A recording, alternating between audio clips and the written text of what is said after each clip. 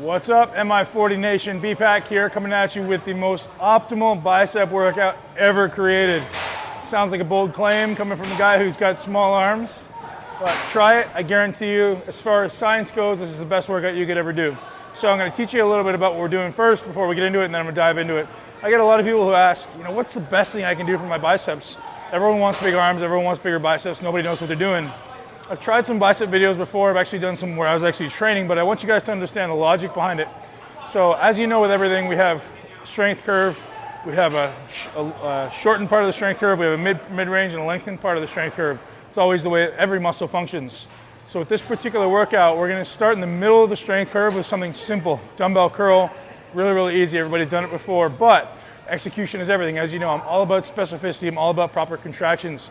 Weight does not matter. No, you do not want to use light weights. You want to use weight that's appropriate to execute the movement. People always say, well, should I use light weights? No, you shouldn't use light weights. You should use whatever weight, whatever maximum amount of weight you can use to execute the movement properly. I'm not about using light weights. That's not what you want to do. You need to use weight, you need to use resistance, but you need to learn how to contract muscles properly. If you're using some heavy weight where you're slinging a weight around, you're wasting your time, and you're getting in my way in the gym. So we're going to start here with a simple bicep curl for dumbbells. So what a lot of people do, they curl it, their arm ends up looking like this. So not a lot of supination of the arm. What you really need to focus on is making sure that you're turning that dumbbell at the top. When I'm doing it, I'm literally trying to squeeze my baby finger on that dumbbell and turn it to the point that I can't really turn it anymore. I come down, I pronate. I come up, I supinate. I pronate. Notice how nothing's happening at my arm. Notice there's nothing happening up here. The only movement is happening here. So if I were to do it without a dumbbell, it literally just look like this. Okay, so I'm getting up here, I'm squeezing as hard as I can, trying to turn my baby finger, trying to turn my palm toward the ceiling. And the trick is, most people when they do use a dumbbell, they grab that dumbbell and they really try to focus on squeezing these two fingers or squeezing this part of the dumbbell, and this part kind of gets lazy. You really got to stay focused on keeping that baby finger squeezed. So when I do it, I'm really trying to overload squeezing the baby finger. Squeeze the baby finger harder than I squeeze the index finger, and I'm trying to turn. That supination is extremely important. Now, as you get advanced, the way I like to do this is as you get advanced, I like to warm up to my heaviest weight, which for me in this exercise is really only about 50 pounds, and I do this.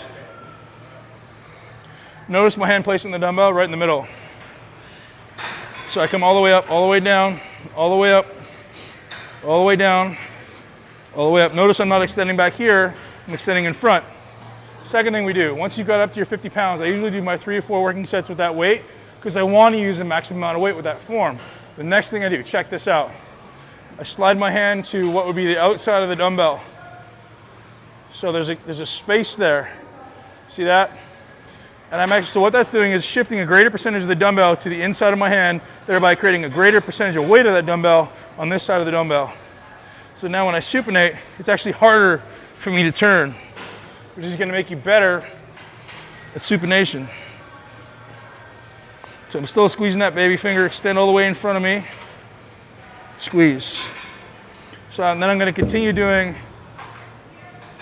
8 to 10 repetitions that way. So I do my 4 sets with my maximum weight, really supinating, keeping that form tight, and then I rest, slide my hand to the inside of the dumbbell, I guess the outside of the dumbbell effectively, supinate, and maybe another 4 sets. So that we're working the mid part of the range, but really focus on supination. We're going to move on to the next exercise, which is a really shortened bicep, whereby we've talked about this before. One of the main functions of the bicep is actually shoulder flexion. So whereby we're going to come up behind the arm, behind the head. Again, still emphasizing squeezing the baby finger. So the next question that a lot of people are going to ask is, where should this cable be? Well, here's your answer. Look at the cable. If it's straight, my arm is in a straight line with that cable, there's no tension here. If I go down, there's tension here. If I go up, there's tension here. So the answer is, no matter where that cable happens to be, it could be down here. My intent is to do this. So that cable is always putting emphasis and tension on this muscle. So if I were to come here, I'm relaxing, I'm resting. So I come just slightly up, boom, boom, boom, That's what we're doing. So we're trying to keep the upper arm relatively stable, not let it move too much up and down, but we just keep it there. And not letting it come straight or flush because we lose tension. Next, we're gonna move on to dumbbell curls on an incline bench. Why? Because it's a fully lengthened long head of the bicep. Same idea here, lean back, just let the dumbbell hang. I contract my triceps, keep my abs tight so nothing's swinging. Curl, same idea, use the baby finger. Tricep. On this one, you can choose to supinate and pronate or not. Sometimes I do, sometimes I don't, I change it up. But ultimately, as long as you're finishing in this supinated position, you're doing it right. Notice my upper arm isn't traveling, I'm not coming up, I'm not coming back, it's literally just staying in place. Letting the bicep shorten. I'm trying to like drag my elbow behind me. There you go. Boom. I'll often do these 2 arms at a time, or what I'll do is I'll do 8 with this arm, 8 with this arm. So this arm is resting. Then I may still be able to do 6 with this arm. Then I'll still be able to do 6 with this arm. Then I may get 4 or 5 with this arm again. So it's almost like doing an extended set instead of going 1, 1, 1, 1, 1, which you do 1, the other one's resting. I do my 8. It's almost like doing 3 or 4 sets in 1.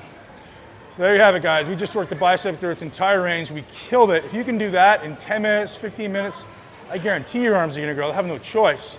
So as CT Fletcher would say, I'm gonna leave that one out. But you guys know it. Rock hard, train hard, get after it, and let's build some biceps. MI40 Nation, Ben Pekulski /MI40.com.